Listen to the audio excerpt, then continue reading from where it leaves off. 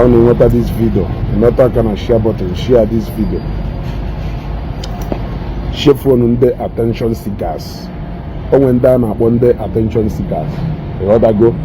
Then they seek your attention. Natural relevance where there is none. I have seen many people making posts about people being fake friends. The greatest people you are going to be friends with. In fact, I saw even Wajawaja Eziokwu no call a money will you with Ndala than they war you with an unserious friend. I know, but I thought that no one can go see how serious you people are. Mba arrest Ijele, because it was all of you clapping for Ijele. At least you people could have at least made Ijele quarter of what we are doing for Oge. Do for Ijele quarter of what we are doing for Oge. That is it. I still stand with Oge na arrest here. Gidigba. You want to go? I still stand with her. You want to go? Imala advice ya hi na enyaye. Imali fahe na sia ya ime. Na imeye. Oge apota. The advisors.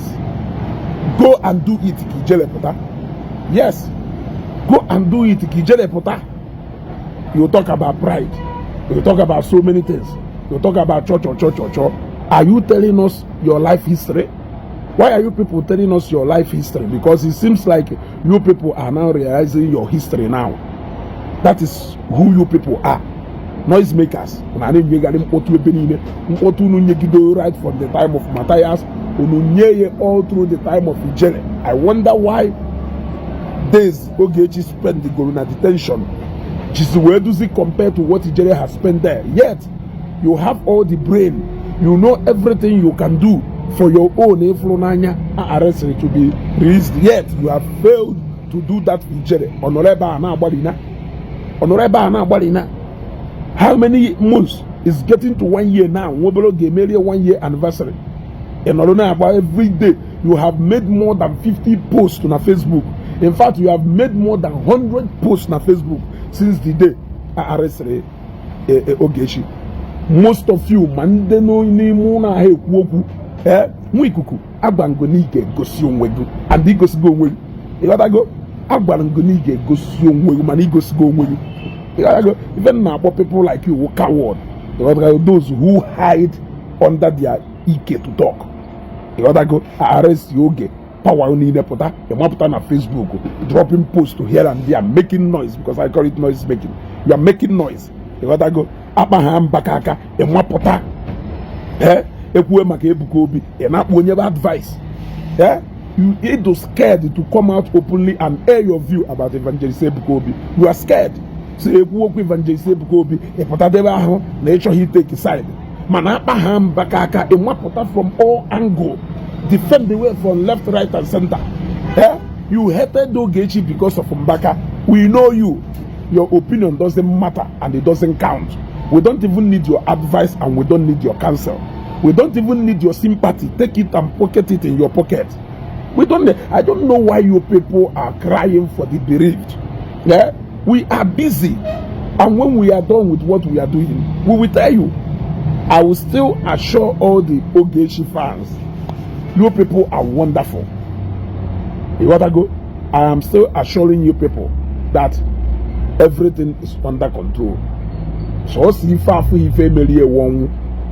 the talkatives are busy talking, the people who are taking actions are busy taking actions. Happen on them auto. When we be Jim Auto eme, ega. You want to go? Ane Jim Auto wa na run program ane day ane a lot of things. Jeme ifa he na wa ya email Ogechi. Jemeli Ijele. Do you now love Ogechi more than Ijele? How do you love Ogechi more than Ijele in Akolaka? Need defend the now morning, afternoon, night. You have abandoned Ijele and you have decided to develop love for Ogechi. I thought to know Ogechi got prison. I thought to know Ogechi on a detention 10 years that you will be happy. Why are you advising us on what to do? Go where Potter? We want you to go and test it on Ijele case. After all, Ijele. Mad detain Ijele now. Why can't you go and do that? I will go mono. Plan Katamina Honopal. Oh, ye Budono. Oh, ye Budono. Ona Bagarizina. arrested Ogechi. You people are crying for the bereaved. Who asked for your help? Can only your help. Nobody asked for your help. Will not your help? You know, Ogechi. Let her all faith here. Let her face it. It is her fear. Let her face it. We are there. Let us do what we can. We are not asking you for help. What I go? A lot of you will not this time. Go see your one. Mandesre na father wasaga. Ndị Igbo funo nwunu n'anya. All this arrest ogona. Ewo police na intimidate. Madam advisor na advise Akusayon against EU police when I arrest in the by Madam Zion, Madam advisor no kita let's celebrate arrest Ogechi. Madam advisor no kita let's celebrate arrest Ogechi.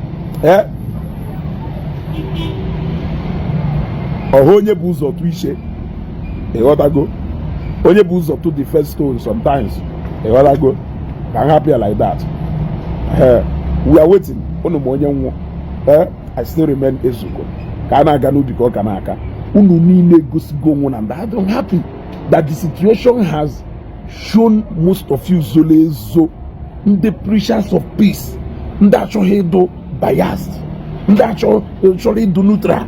Unu gosigo onwe unu clearly and people have gone. So tomorrow you won't come and start preaching against what we already know you for. When I look at that guy, I laugh at that guy. Before you know it, your condition deteriorated to the worst state because you are hiding, pretending you want to gain Facebook engagement. You decided to balance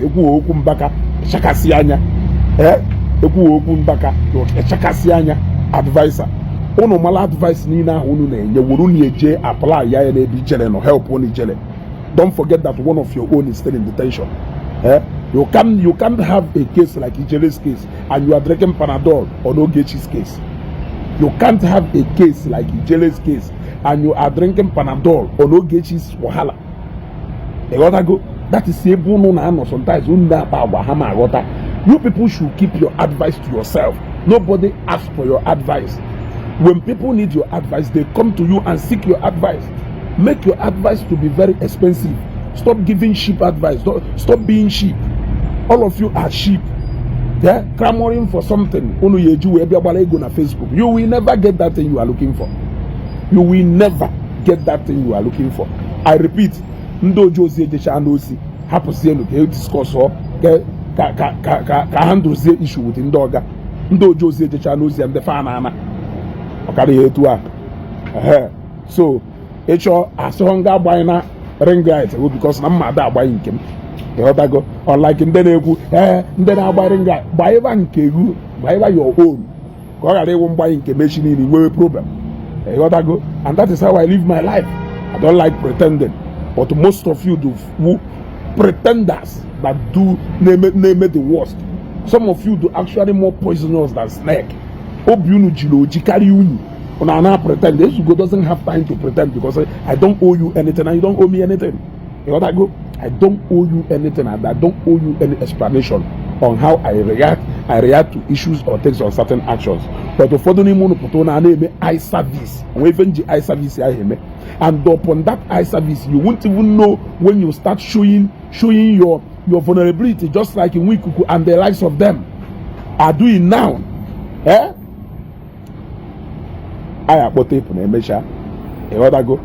don't want to say much. I don't want to say much. It will come see a hang you know. Ono ya damn one is sick, ono marry for no ya no no gano. Until the day you people will cry because I get backward. I still remain Eziokwu. Program we are busy. We are busy. Let those making noise, let them be making noise. Advisors that cannot even advise themselves. Ministers without portfolios. Ministers without portfolio. You have your own in detention for over 8 months going to 9 months. You couldn't advise him properly. You couldn't take actions you are telling us to take. Does it mean that you took all these actions and it failed? If it failed, why are you telling us to take the same actions? Stop advising. Ogechi doesn't need your help. Stop running around Zone 13 Ugbo. unu eje na-aghọchasị asịrị ụnụ ya akụ je na-agba vidio were agbara engagement na na-aka akụkọ onye amaghị ụnụ agwa m ụnụ na mụ ụmụ ọfụma amụchana m ụnụ ka akwụkwọ ọkara ihe etu a I still remain Eziokwu. For the true fans of Ogechi Okeke Njaka, everything is under control. I keep saying that. Everything is under control. I keep saying that. I still remain Eziokwu.